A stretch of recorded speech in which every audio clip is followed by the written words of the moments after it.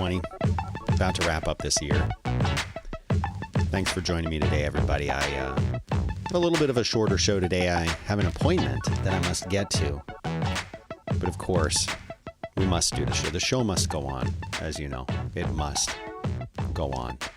So good morning and welcome. I'm Dan Benjamin. This is Dan Benjamin Live, as you were forcing me to call it. And I'm fine with that. I've done a couple little things with the audio, so let me know if it sounds better while you're watching the live stream. We'll see.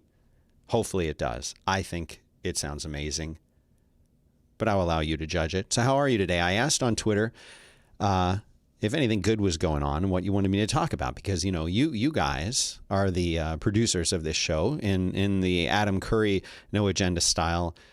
You're the ones that can help make this show be great. So I'm relying on you to help me by sending links and cool things like that. And that's kind of where we are right now, is that you are producing the show. So one of the things I asked people for were some links this morning. And B. Bellamy, who's at free_snake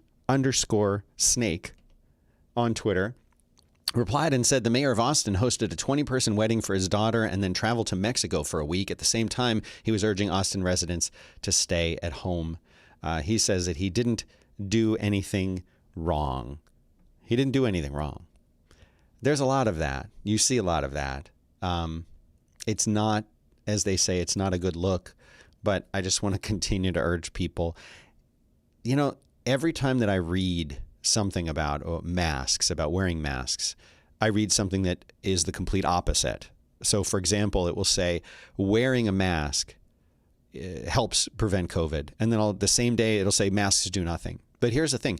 What if they're right about it, right? What if they're right that masks actually help? Does wearing one, is it a bad idea? So anyway, we'll go wear one. Now, before I get into some of the news and links and stuff, there was something that I was thinking about this morning. And I was thinking about, and I was tweeting about this a little bit, is all of a sudden, and it seems like it's happened within the last 24 hours, y'all seeing this too, that it seems like the ads that are showing up in my Twitter feed are just like, I used to see a promoted tweet once in a while, and now I'm seeing them like every 10 tweets, there's an ad in there. And people responded when I tweeted about this saying, oh, that's why I use Tweetbot. You should use Tweetbot or TweetDeck or something else. And I do. And that's the thing, is I prefer Tweetbot. I love Tapbots. I love the folks that build those apps as well. They've been really cool to me, giving me back in the day previews and other things. And I really, really like the app both on the Mac and on iOS. And I prefer using that. But there are features that are missing from these apps. They're not missing because the creators of the apps, the third-party apps, don't want to include them. They do. Twitter won't let them. They won't give them access to things like polls, which I love to do. I love to do polls. They won't let you do Twitter bookmarks, which I use a lot of the time to remember things that I don't necessarily want to like, but that I want to remember and talk about later. You can't do that in one of the apps. They also don't let you do group direct messages, which is not something I do a lot of, but I do sometimes use it. And those are cool features that I just don't want to give up. So I'm stuck most of the time using the Twitter website. And there's also another aspect to this, which comes in because I find that it's easy to get lost in Twitter, whether you're lost in the amount of time that you spend on it, or whether you get lost in just being constantly distracted and checking it. So what I actually do to make it hard, I want to make it harder for myself to use Twitter. I want to make it difficult to use Twitter in a way.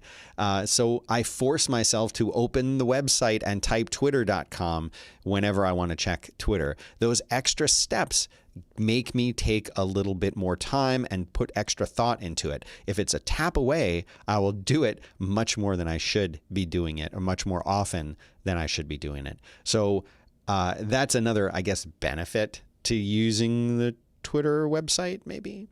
Well, some people have showed up in the chat. Yes, evening in the Netherlands. Elwin is here to say good evening, and good evening to the Netherlands. It says the audio sounds good. Thank you. And also, Elwin says that since December 1st, wearing masks in public buildings is forced by law here. that's cool. The Netherlands can do things like that. In the United States, of course, it's up to the state and the governor of the state. And our governor, I don't think, wants to do that quite the way that some other states want to do here in Texas. It's always interesting to me, though, because Texas is all about personal liberty, personal responsibility, and, it's the come and take it mentality, right? Like, we're all here all about independence and being able to do what we want. And so I respect in some ways that the governor doesn't want to make it mandatory, but sometimes people are just too stupid to think for themselves and they need to be told what to do. And maybe this is one of those cases. I don't know. People are going to get angry if I talk about that too much, but let them get angry. I mean, if you can do something that might work and might help and might save someone's grandmother, like, I want to save people's grandmothers. That's what I'm here. I'm here to save your grandmother. So we'll go with it like that. But it's, the other thing that's interesting is you can go here and go to a drive-through bar and buy alcohol in your car. But you can't, if you're completely eligible for and would incredibly benefit from the many benefits of something like cannabis for your mental health or for your physical health, for a variety of different things. No, you can't do that. We can't let people do that, but go get your drive-in alcohol and don't wear a mask unless you really want to. Elwin says, isn't there any possibility to force it from higher up like the president? It doesn't work that way here, really. It would be almost impossible for something like that to ever happen. It's going to be up to the individual states and the governors of the states, and that's just the way that it works. And they say it's Dominic shows up and says it's evening in Black Forest too. I don't know where Black Forest is, but now that I don't live in a place called Black Forest, I'm angry. Now I'm angry. So House of Film says at least TweetDeck is still good and still exists. Yes, indeed. So there's another cool thing I wanted to tell you about here. It's someone named Bill Brewster tweeted about something they're calling Netflix effect. I'm going to assume that Bill Brewster made this graphic that's up on the screen now. If you were lucky enough and smart enough to watch this as a YouTube video or on Periscope or on Twitch, thank you for that, because you're an amazing human being and you get to see the videos and things. If you're just listening to this as a podcast, that's fine too. I try to make it compatible with both. But this is a little graphic called the Netflix effect, and I'll read it to you. It says, on October 23rd, 2020, The Queen's Gambit debuts on Netflix. This is a great show. If you haven't watched it, I highly recommend it. The acting is great. The costumes are great. The locations, the sets are amazing. So this is a story about a woman who, as a child, becomes a chess prodigy and what happens in her life. So if you have Netflix and you can watch a show, it's great. But back to the list here. October 23rd, The Queen's Gambit, which is a show about chess, comes out. And it says, to date, 62 million households have watched the show. Inquiries for chess sets are up 250% on eBay. Google search queries for how to play chess have hit an all-time high in 9 years. The original novel, The Queen's Gambit, is now a New York Times bestseller 37 years after it came out. And finally, the number of new players on chess.com has increased by 5 times. So here's the Netflix effect. If there ever has been a Netflix effect, you can really see it happening here. That's just crazy. That's just crazy. How many new people are being introduced to something like chess, for example, is wild, all because of a show. So the power of the media, okay, and Netflix is by all means part of the media. It's entertainment. The power of that to influence what we do and how we do it is pretty remarkable. Let's see. Okay, pardon me. Singapore is now the first country to approve lab-grown meat. So here's a giant picture of what looks like, pop-ups, of what looks like chicken nuggets. I don't know if these are the lab-grown chicken nuggets or not, but it says Singapore has become the first country in the world to give the green light to the sale of lab-grown meat. It says, eat Just is the name of this startup. Eat Just is a U.S. startup. It says it made sure no chickens were killed in the development of the meat. It's made through a process of cell isolation, where stem cell samples are obtained through various methods that do not harm animals, like taking a biopsy. Once the animal cells are cultured, they're put into a bioreactor where a variety of nutritional ingredients are mixed together for perfect density. There are a plethora of advantages to cultured meat, but one significant benefit is the absence of antibiotics, so we don't have to worry about that. Eat Just will be partnering with just one restaurant to start, and it'll only be selling nuggets for now, but then it will be sold direct to consumers. How would you feel about that? I'm curious. If you're watching this right now, would you eat the antibiotic-free but completely lab-engineered chicken? Would you do that? I eat meat. I eat chicken. I don't like the fact that animals have to die for me to live. I would like to not have anything die for me to live the way I want to live. I would try it, I guess. I mean, we're kind of going the other direction from the Soylent Green world, which I like. I think that's good. But I don't know. Would you eat that? Elwin asked if I play chess. Yes, I play chess, and not very well. Tim says I'd eat it up. He actually says I'd eat it yup, which I also like. Okay. Now, there's something that's been circulating. There are these trials that are going on. There's an oversight committee talking about the election and if there was election fraud. And they have someone from, and you knew I was going to have to talk about this. You know I was going to have to talk about this. They have a woman who is talking and testifying about what she saw in the process of this election and talking about the fraud and voting counts and things like that. I love everything about this video. I love this woman. I think it's amazing. I like her attitude. I like her accent. I like everything about this. And so, I'm just going to play the clip and we'll see what happens. See if this, because I'm still tinkering with stuff. So we'll see if this works. They told me that I would be parking in a parking lot and I would be. Hold on. I've got to make it louder, I guess. I called my mother and I told my mother about this, and my mom said, no, absolutely not. You're not doing that. I also had a concern about that because I do have two. Isn't her accent great?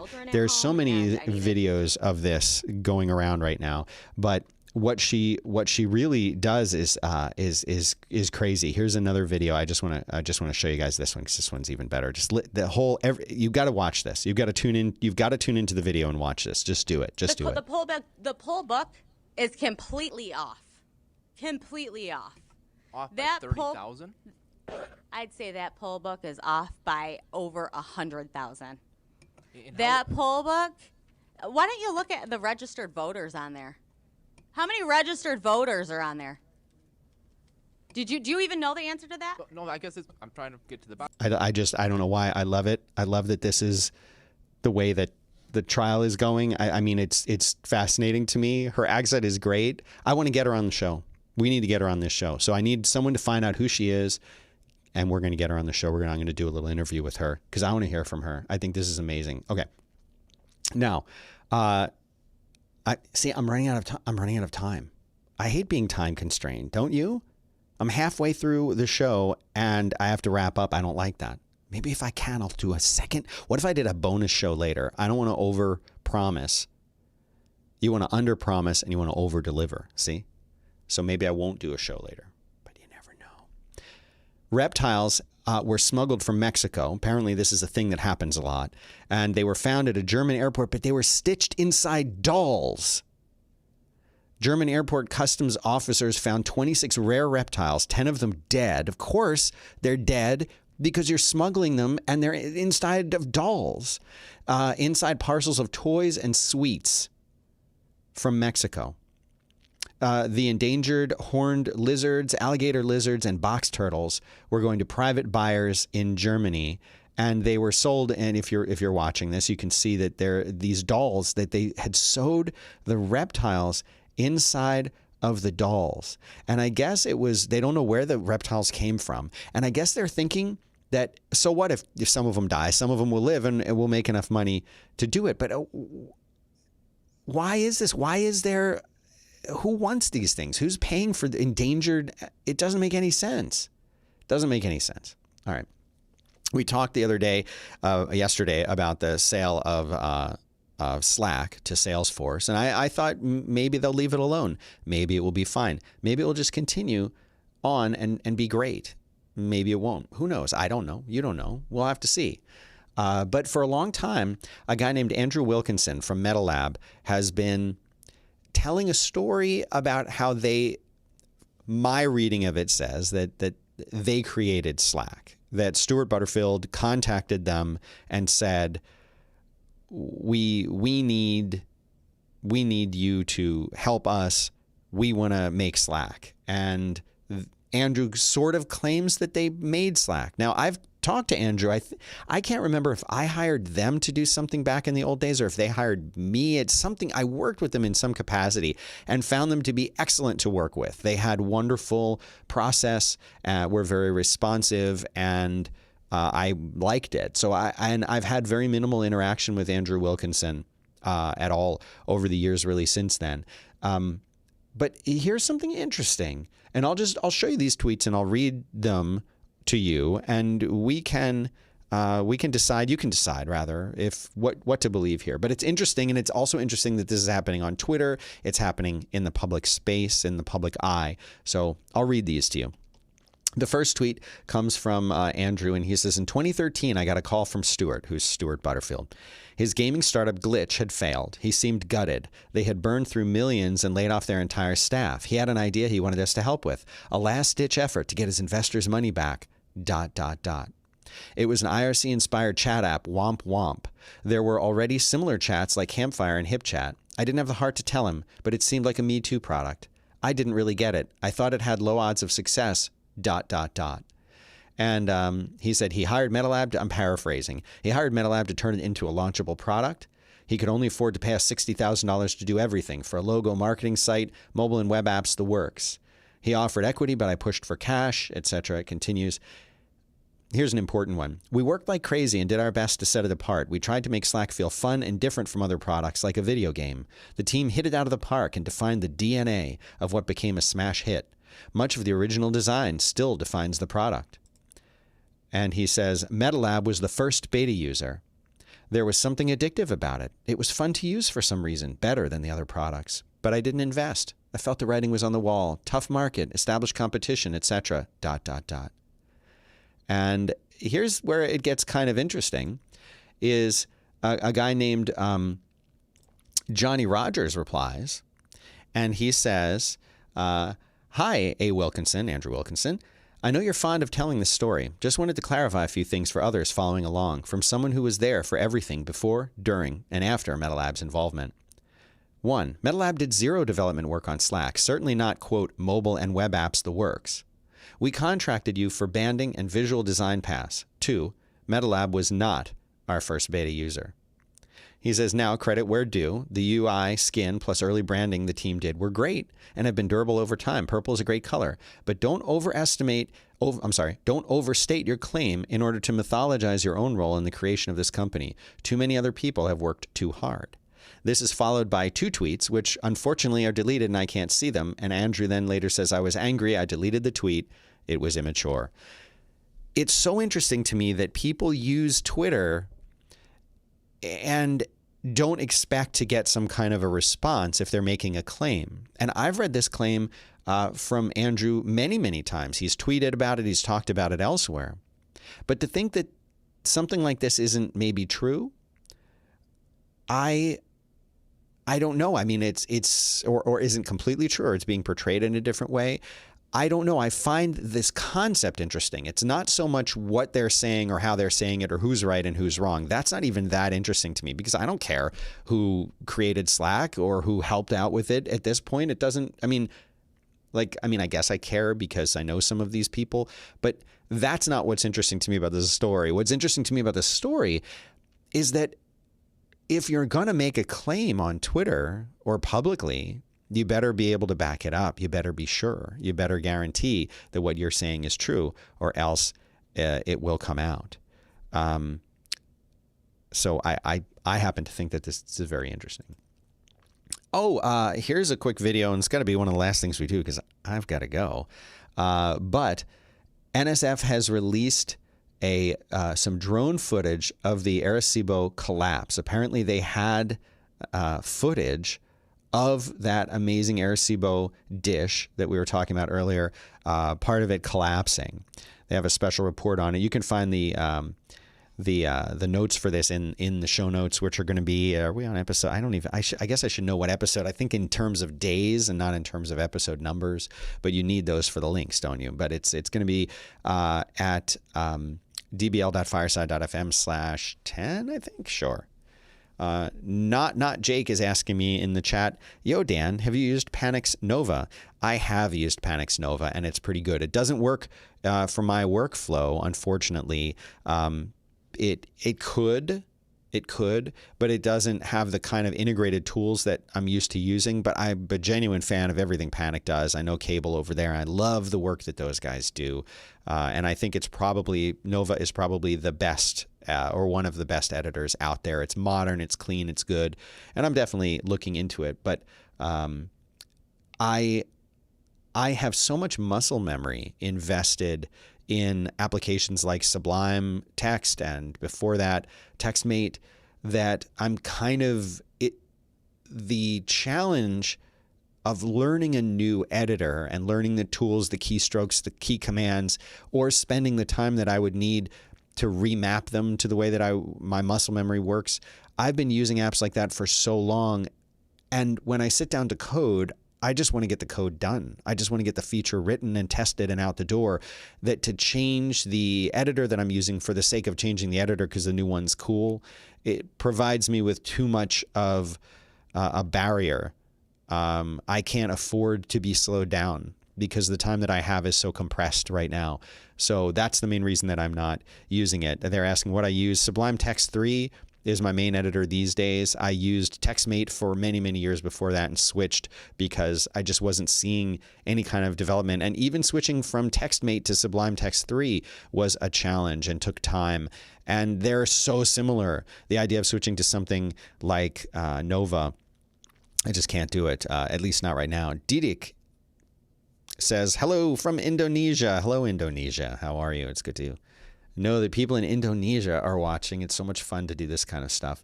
And then here's the last thing. This is the last thing I've got time for. I'm already too late. I've already gone past where I should have gone. But I need someone to fact check this for me because it's bizarre and ridiculous and it's 2020 and it's Rudy Giuliani and I have to think that this could be true. Okay, I'm going to play this clip for you. I'm going to let it play several times and you be the judge. And for those at home, this is a video of in the same trial that I was showing you the woman from before. This is the same trial that's going on. It's Rudy Giuliani. Apparently, I feel that this is edited. I'm going to call foul on this, but I want to find if anyone can find the original footage and show me if this has been edited or not. The thing is that Rudy Giuliani seems to fart during him talking, and the woman that's sitting next to him whips her head over and looks. Okay, listen. I know this is juvenile, okay, but it's also 2020, and sometimes we just need to laugh at stuff because this year sucks so bad, so bad. So I'm going to play this. I'm going to play it 3 or 4 times. I need the fact checking. I need someone to weigh in and say, no, this is fake because it's too crazy to believe. So here's the clip. The answer. You have a point of order? The answer that I gave you is they didn't bother to interview a single witness. Just like you, they don't want to know the truth. Well, you probably know the truth. The answer. You have a point of order? The answer that I gave you is they didn't bother to interview a single witness. Just like you. Okay. And so right after he does it, or supposedly does it, the woman turns her head and looks at him. Is it just good editing? I don't know. But I'm going to leave you with this today. I want to do a longer show. I like to do a 30-minute show. I've done a 25-minute show. It's not enough. I know it's not enough. But today is slammed, and I've got to run. I've got an appointment. So, guys, thanks so much for tuning in. Listen, I don't say this, but I need you to subscribe to the channel and turn on notifications so you get alerted when I do one of these things. The channel is youtube.com/Dan Benjamin. Go there, find it, and subscribe to the podcast if you like that better. If you're listening to the podcast, subscribe to the show. Even if you don't want to watch it, it helps me. It helps me if you become a subscriber. It helps YouTube promote the show. They need to find out about it. And of course, the stupid thing is that after I do the show, it takes YouTube like 24 hours before they freaking post it. So the more people that subscribe, apparently the faster that happens. So do that for me. But I appreciate everybody who is listening, who is tuned in. It's great to do this. I just have so much fun doing this. So tune in live. I try to do this at about 11:30 Eastern time. I'm trying to move it a little bit earlier. But, you get stuff to do with your kids in the morning, and it takes time. Then you got to get in. You got to put out the fires. And everything else. So I'm doing my best, guys. But the more of you who tune in and the more who you subscribe, the more I'll do the show. That's how it works. Have a good one. Thanks for tuning in today. See you next time.